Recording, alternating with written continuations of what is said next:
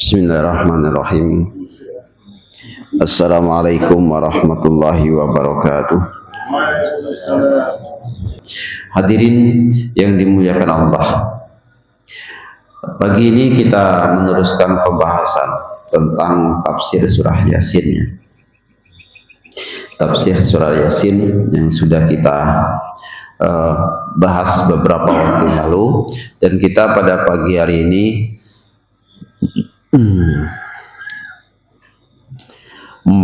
mulai membahas ayat ke-31 ya. Ayat ke-31. A'udzu billahi minasy syaithanir rajim. Bismillahirrahmanirrahim. Alam yarau kam ahlakna qablahum minal quruni annahum ilaihim la yarji'un wa in kullun lamma jami'un ladaina muhdarun.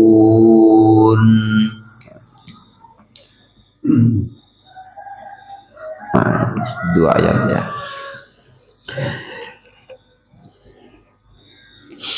Kita bahas dua ayat dulu di sini ya, karena dua ayat ini ada memiliki pembahasan yang berbeda dengan ayat sebelumnya dan ayat sesudahnya. Ayat sebelumnya bercerita tentang satu kaum yang mendustakan utusan-utusannya Allah Subhanahu wa Ta'ala. Bahkan dalam ayat sebelumnya itu dikatakan ma ya'tihim mir rasulin illa kanu bihi yastahzi'un. Tidaklah Allah datangkan kepada mereka dari para utusan atau juru-juru dakwahnya Allah illa kanu bihi yastahzi'un, kecuali mereka mengolok-olok. Mengolok-olok para utusan, mengolok-olok para juru dakwah ini. Kemudian setelah itu ayat ke-31. Alam yarau kam ahlakna. Tidakkah mereka melihat? Alam yarau kam ahlakna qablahum. Tidakkah mereka mereka melihat? Kam ahlakna. Banyak sekali yang telah kami hancurkan, yang telah kami binasakan. Qablahum, sebelum mereka, minal quruni, dari beberapa kurun atau beberapa masa atau beberapa kaum di sini disebut ya. Annahum, bahwa sesungguhnya mereka yang dibinasakan Allah tersebut, ilaihim la yarji'un, kepada orang yang masih hidup tidak akan pernah kembali.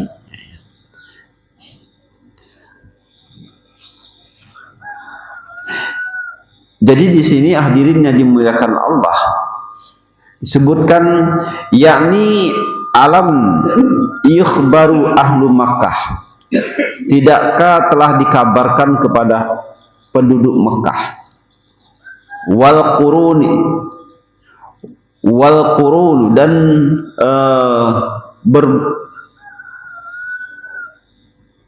wal qurun dan yang disebut dengan qurun yaitu ahlu kulli asrin, penduduk setiap masa atau orang-orang yang hidup pada masanya ya.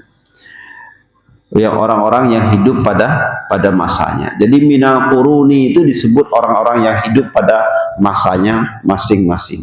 Jadi Allah Subhanahu wa Ta'ala ini sebelum umatnya Rasulullah ini banyak sekali membinasakan ya atau menghancurkan umat manusia yang hidup sebelum baginda Rasulullah SAW. Dan kita mungkinlah sering dengar itu ya, umat-umat yang sudah dibinasakan oleh Allah sebab kedurhakaannya sebab ketidakpatuhannya atau sebab membangkangnya mereka terhadap ajaran-ajaran Allah yang dibawa oleh para utusan, yang dibawa oleh para juru dakwah, ya.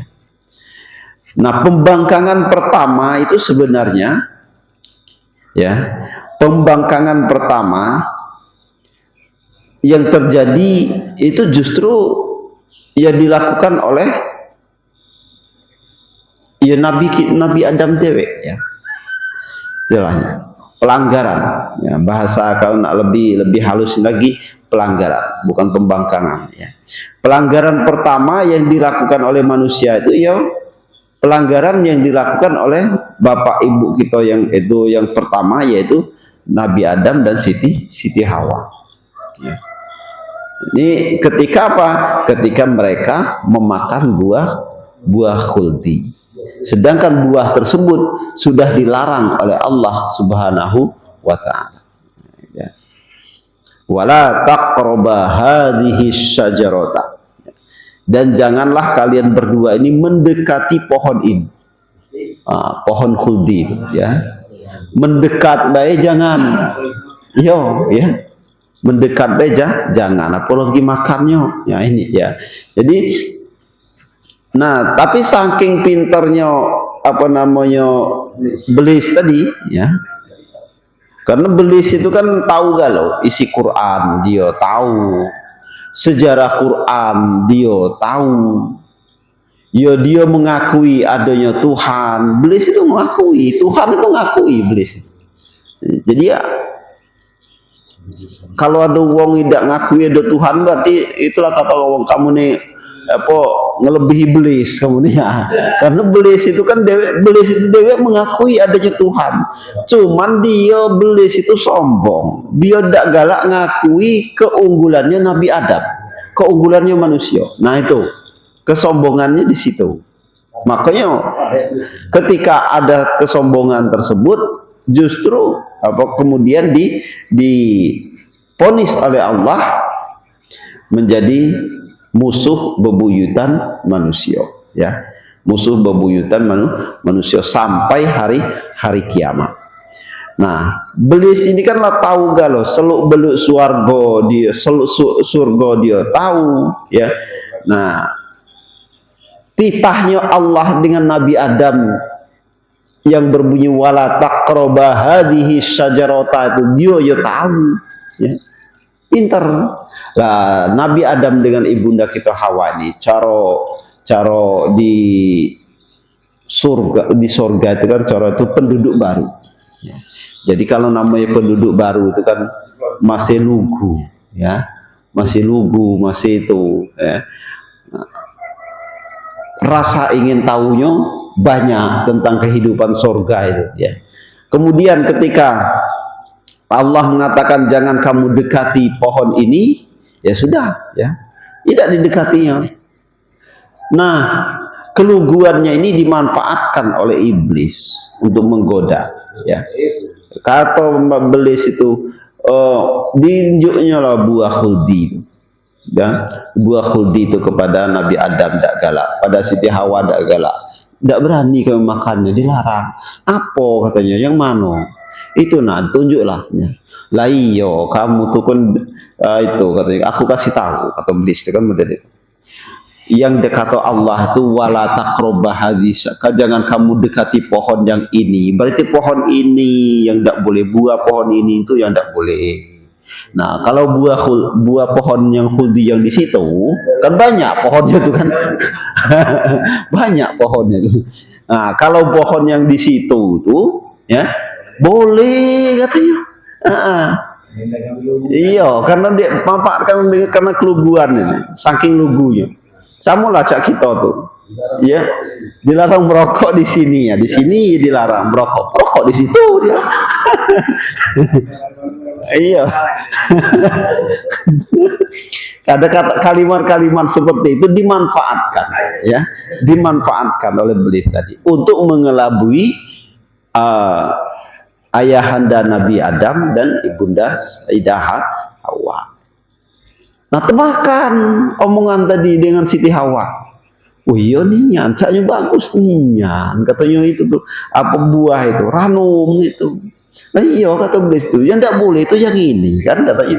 Jangan kamu dekati pohon ini, berarti pohon ini baik, biarlah, jangan itu. Diambil yo buah kuldi dari pohon yang lain. Nah aku ambil dari yang situ katanya. Yang situ boleh. Nah itulah akhirnya apa namanya Siti Hawa yang pertama akhirnya memakan buah khuldi tersebut. Kemudian diikuti oleh Nabi Adam. Ya, makan pule. Baru neguk bae Nabi Adam tuh, ya. Nabi Adam baru neguk bae langsung dilepehnya, ya. Nah, langsung dilepehnya. Naman Sayyidah Hawa lah makannya ya. Lah dimakan. Makanya dalam perkara dunia itu yang lebih mudah tergoda itu ya wong tino, ya. Pejabat besar lah misalnya teguh dengan apa namanya pendiriannya apa dak galak macam-macam, dia goda oleh wong, diajak apa korupsi, diajak melanggar aturan, teguh dia enggak, ya. Tapi ketika ya ulama lah sama, ya, ulama lo ketika terus lurus baik, tapi ketika itu bininya, istrinya masuk tergoda oleh apa namanya, oleh berbagai hal yang berbau pelanggaran lain sebagainya.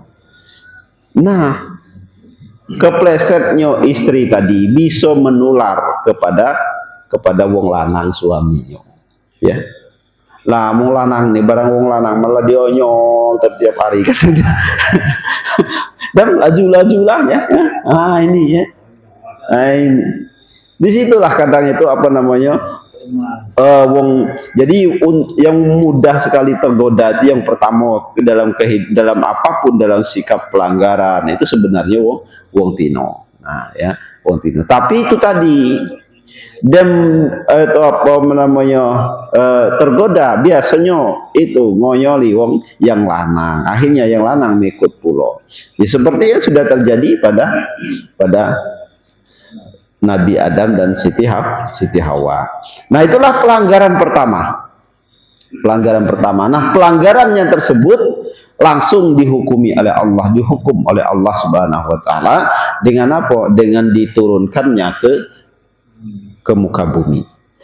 Tapi pelanggaran seperti itu apakah berdosa? Ya belum tentu. Dalam kajian ulama Ahlussunnah wal Jamaah, pelanggarannya Nabi Adam itu apakah masuk ke dalam dosa? Ya belum tentu, ya. Belum tentu.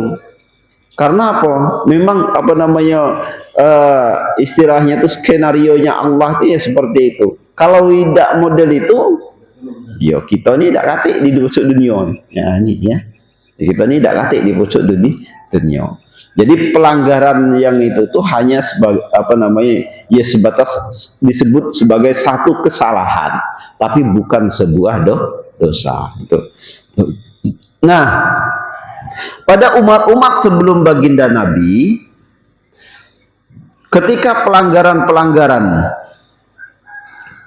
sudah masuk ke ranah pembangkangan, sudah masuk ke ranah apa namanya menentang ayat-ayatnya Allah, maka kemudian Allah langsung kasih hukuman. Ya. Mereka diajak beriman, tidak galak, langsung blek dihukum, apa namanya langsung diazab oleh Allah Subhanahu Wa Taala, macam-macam sampai habis, tidak tersisa kecuali orang-orang yang beriman. Mulai zaman Nabi Nuh, ya, zaman Nabi Nuh kaumnya membangkang, didatangkan banjir, banjir habis, yang apa namanya yang kafir itu habis, tinggal lagi wong yang apa namanya yang beriman. Menurut satu riwayat berjumlah 82 orang, ya. 82 orang itu Nabi Nuh, ya. Nah, bini sama anaknya baik, yo ikut hancur, ya, ikut binasa. Karena apa? Karena masuk ke dalam golongan orang-orang yang menentang Allah Subhanahu Wa Taala. Kemudian Nabi Ibrahim berdakwah kepada satu kaum di Babilonia, di Irak sekarang, dengan Raja Namrudnya. Dengan Raja Namrud, ya sama. Nentang Allah, dibinasakan. Ya, dibinasakan. Nabi Musa yang sama berdakwah kepada kaum kepada Firaun, kepada di Mesir dengan kaumnya itu menentang, dibinasakan oleh Allah Subhanahu wa taala. Kaum Nabi Lut tambah lagi. Kaum Nabi Lut itu karena menentang mereka bukan hanya menentang Allah tapi juga melakukan satu perbuatan yang keji, perbuatan yang menjijikkan, yaitu sodomi, ya. Sodomi, maka langsung dibinasakan oleh Allah Subhanahu wa taala. Jadi kaum-kaum sebelum baginda kaum Nabi Muhammad ini sebelum beliau datang diutus oleh Allah, orang-orang yang membangkang, kaum-kaum yang membangkang itu langsung disiksa, diazab oleh Allah di pucuk dunia inilah. Nah, baru setelah baginda Rasul datang, akhirnya diringankan oleh Allah. Wahai umat Muhammad ini, amanlah kiranya kalau sudah membangkang dan lain sebagainya, terjadi pelanggaran dan lain sebagainya, cuman ditegur baik oleh Allah, tidak diazab, cuman ditegur oleh Allah Subhanahu wa taala. Nah, kadang tegurannya Allah itu juga bukan itu, ya, melalui alam, ya, melalui lain-lain bencana dan lain sebagainya. Nah, itulah disebut dengan tegurannya Allah Subhanahu wa taala. Nah, kalau Allah mendatangkan tegurannya, maka yang menjadi korban itu tidak pandang bulu, ya. Bedanya juga cak itu. Kalau zaman sebelum baginda Rasul, kalau Allah mendatangkan azab, maka kaum yang taat, wong-wong yang taat, wong-wong yang beriman pada Allah diselamatkan oleh Allah. Yang mati itu rombongan yang kafir baik, yang bangkang baik. Nah, tetapi pada ketika sudah berganti pada kaum baginda Nabi, Allah tidak memberikan azab lagi, ya, tidak memberikan satu azab yang sampai menghabiskan seluruh penduduk kaum itu, tidak. Allah hanya memberikan teguran, tapi tegurannya Allah ini tidak pandang bulu. Yang wong pade, wong taat bisa jadi korban, wong pembangkang bisa jadi korban. Nah, ini, ya, bisa jadi korban. Ya, inilah bedanya itu tegurannya Allah pada masa baginda Rasulullah Shallallahu Alaihi Wasallam. Makanya misalnya ada gempa, ada bencana dan lain-lain sebagainya, wong yang korbannya wong yang taat, juga yang korban juga wong yang maksiat, ya, sama-sama jadi korban. Dan Allah kemudian datangkan di sini memberikan pengingat bahwasanya kata Allah, tidakkah mereka melihat, yaitu kaum yang mendustakan para rasul tadi, tidakkah mereka melihat bahwasanya kami ini sudah banyak menghancurkan sebelum mereka itu beberapa masa, beberapa penduduk yang hidup di setiap masanya, ya. Annahum, dan terbukti bahwa mereka itu ilaihim, kepada kaum yang sekarang ini, la yarji'un, tidak pernah kembali. Manlah mati, kata Tuhan, tidak kembali lagi, ya, tidak kembali lagi. Makanya sebelum mati inilah, ya, sebelum mati itulah, kalau nak berejo berbuat baik, nak berejo jadi wong bagus, nak berejo jadi wong patuh kepada Allah, maka segera laksanakan. Maksudnya Allah itu seperti itu, ya.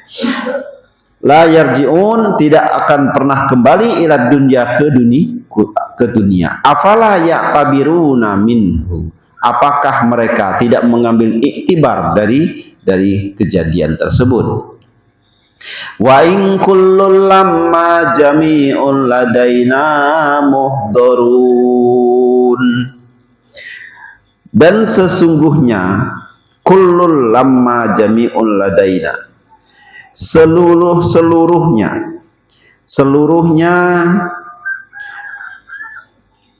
akan dikumpulkan seluruh dari manusia itu akan dikumpulkan ladaina di hadapan kami Allah, muhdharun, yo memang benar-benar dihadirkan. Memang benar-benar dihadirkan di hadapan Allah Subhanahu wa ta'ala. Yakni maksudnya apa? Inna kulla makhluqin, bahwasanya seluruh makhluk, yujma'u dikumpulkan yaumal qiyamati pada hari kiamat, fi hadratina di hadapan kami Allah, ya, di hadapan kami Allah, wa nujazihi, dan kami akan membalas kepada mereka, pada seluruhnya, ala amalihi, atas segala perbuatannya. Membalasnya apa? Anna khairan fa khairun, bahwasanya setiap perbuatan baik fa khairun, maka dibalas dengan perbuatan baik, wa inna syarran fa syarrun, dan setiap perbuatan yang buruk maka dibalas dengan perbuatan yang dengan balasan yang buruk, ya.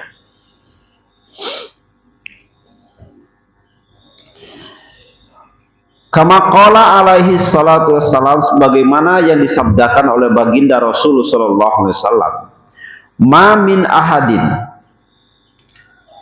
tidaklah seseorang itu, illa, kecuali, wa yukallibu rabbahu, nanti akan berbicara langsung dengan Tuhannya, yaumal qiyamah, pada hari kiamat, walaisa bainahu wa bainallahi, dan tidaklah ada jarak di antara dia dengan Allah Subhanahu wa ta'ala, tarjumani hanya sebatas dua hasta, ya. Gambarannya itu saking dekatnya, maksudnya bukan kok dua hastanian sama ini, berarti langsung bukan, ya. Saking satu hasta kan sama ini kita kan resiko, ya, bukan kalau langsung dua hasta berarti adab-adabannya tidak. Itu maksudnya gini, gambarannya itu illa tarjuman itu saking dekatnya, ya, saking dekatnya nanti dengan antara makhluk dengan Allah Subhanahu wa ta'ala, ya. Fayanzuru dzalikal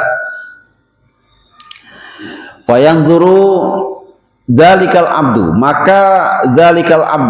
maka seseorang itu nanti akan melihat-lihat, yaminan, ke arah kanan, wasimalan, ke arah kiri, ya.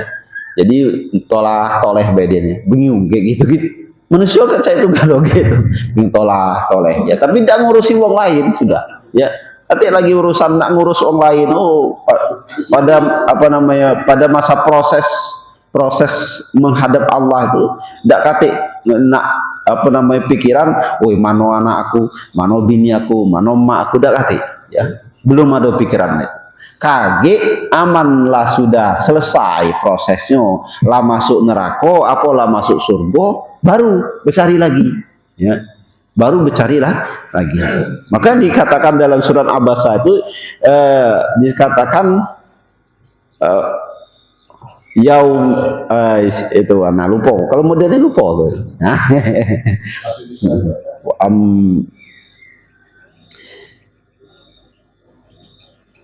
Dan pada hari itu, ya.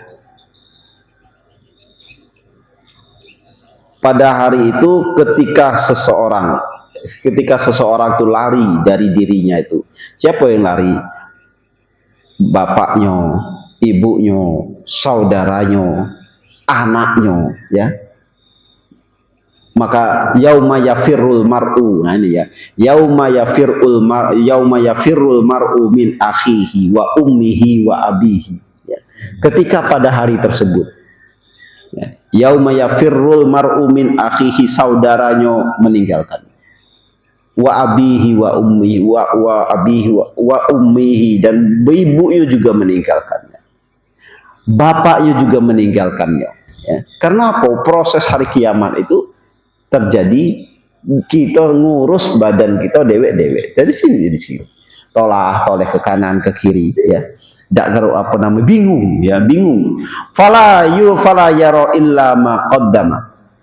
Maka seseorang itu tidak melihat kecuali ma qaddama min amalihi, kecuali apa-apa yang telah diperbuatnya pada masa lalu. Terjingok apa dalam pikirannya itu, ya Allah, aku dulu cak ini. Oh, terbayang galau-galau. Jadi dia cara bahasa sekarang ngeliang lah mano ya. Nah ini ya. Wa yanzuru tilqa'a wajhi.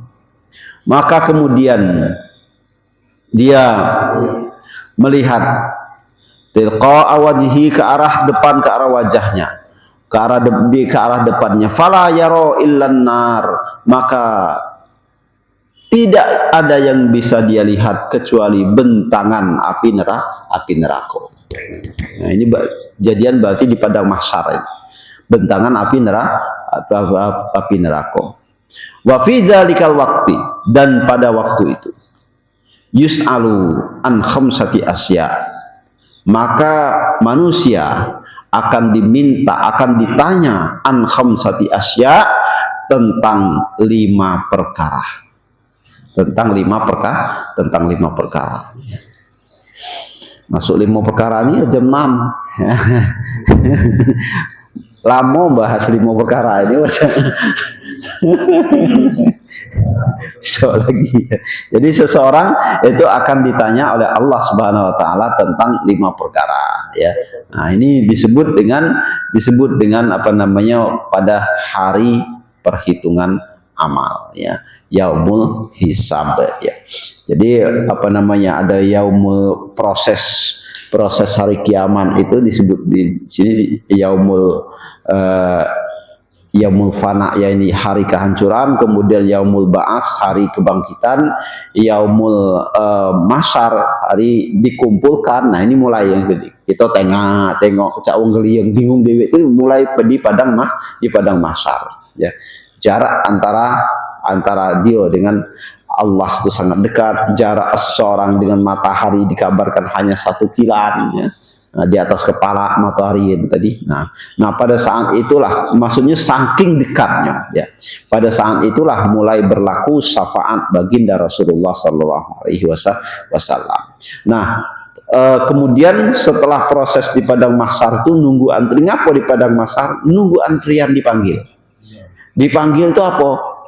Untuk masuk pada proses yaumul hisab, hari perhitungan amal. Nah, hari perhitungan amal lah kita bakal ditanya tentang 5 perkara ini. Apa baik 5 perkara itu? Ya, minggu depan kita bahas. Ya?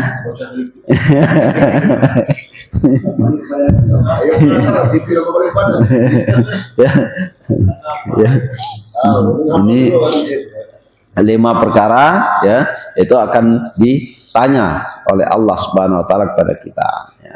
Biar lebih lengkapnya tuh ya galau-galaunya, dan minggu depan belah ya. Minggu depan belah kita itu lagi. Nah, jadi amalah tahu jawabannya ya sudah katanya. Lapa saya tebak. Bisa ada 2 kemungkinan. Kalau dia penasaran, dia datang lagi. Atau kalau agak jerih, adamlah ngeri-ngeri aku katanya. Nah, ya, bahasan Pak Ustadz bulan depan itu, yang minggu depannya agak ngerinya adamlah misalnya. Aku tidak dengarnya katanya, tidak berani aku laju tidak datang dong. Nah, ini jadi itu saja mungkin yang bisa kita bahas dulu pada pagi hari ini. Semoga kita mendapatkan keberkahan dari apa yang kita bahas ini. Amin ya rabbal alamin. Lebih kurang mohon dimaafkan pada Allah, mohon diampunkan. Wallahu muwaffiq ila aqwamit thoriq. Wassalamualaikum warahmatullahi wabarakatuh. Waalaikumsalam.